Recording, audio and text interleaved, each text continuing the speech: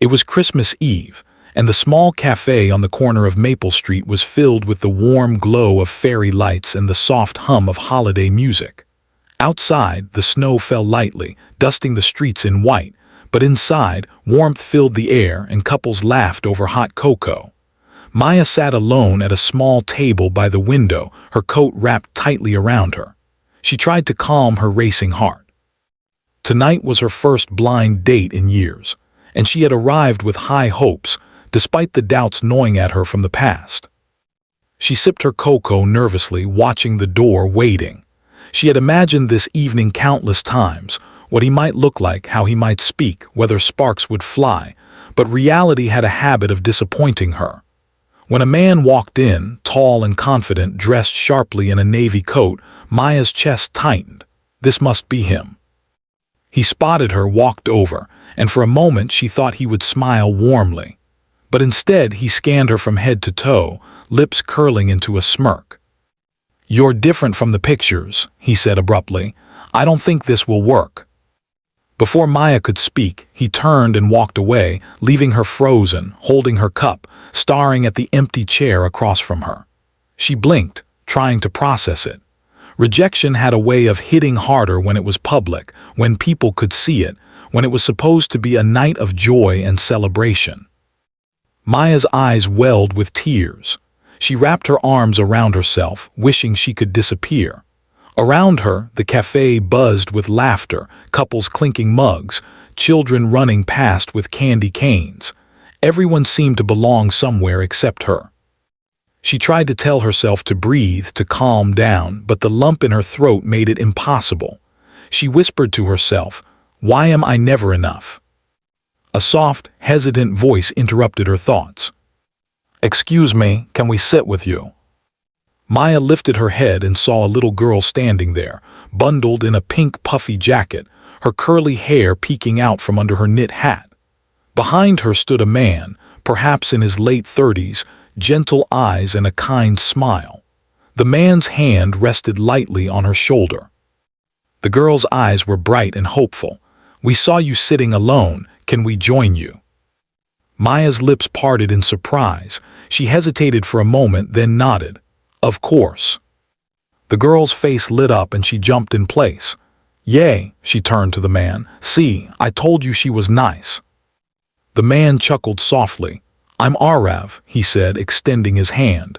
"And this is my daughter, Lily." Maya shook his hand, feeling a warmth she hadn't expected.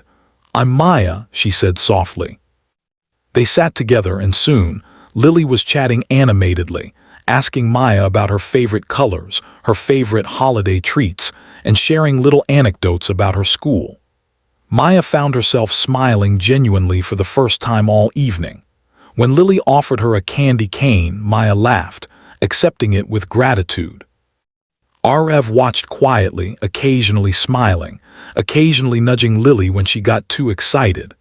There was something calming about him, a grounded kindness that made Maya feel safe, almost like she belonged. As they talked, the snow outside grew heavier. The lights of the cafe reflected in the windows, creating a cozy cocoon around their little table. Maya noticed that for the first time in a long while, she wasn't thinking about her past failures or how alone she often felt. She was simply present, absorbed in the warmth of this unexpected companionship. "Do you have family?" Lily suddenly asked, looking at Maya with curious eyes. Maya hesitated. "I do, but they're busy, far away. I guess I'm usually on my own for Christmas." Lily's little hand reached across the table and squeezed hers. "Then we can be your Christmas family tonight," she declared with certainty. Maya's throat tightened. The innocence and boldness of a child's offer, given without judgment or expectation, made her blink back tears. She nodded. I would love that." Over the next hour, they shared cocoa, cookies, and stories.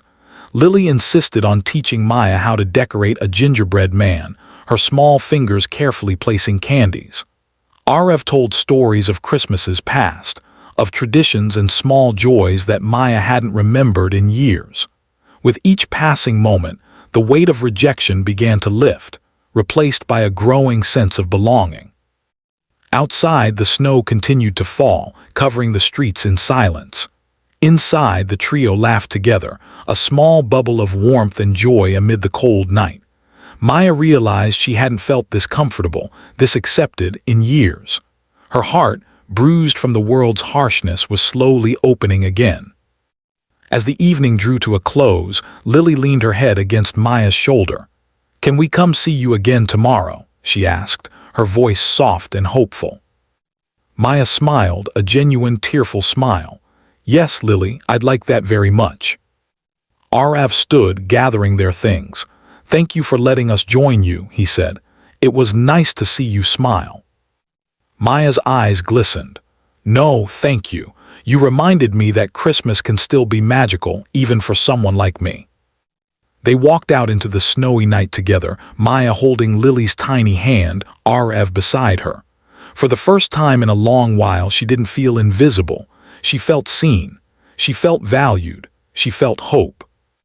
As they disappeared into the softly falling snow, Maya looked back at the warm glow of the cafe lights and whispered a quiet prayer of thanks.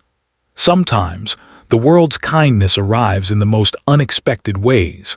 A little girl, a stranger, a chance encounter on a night she had almost given up hope.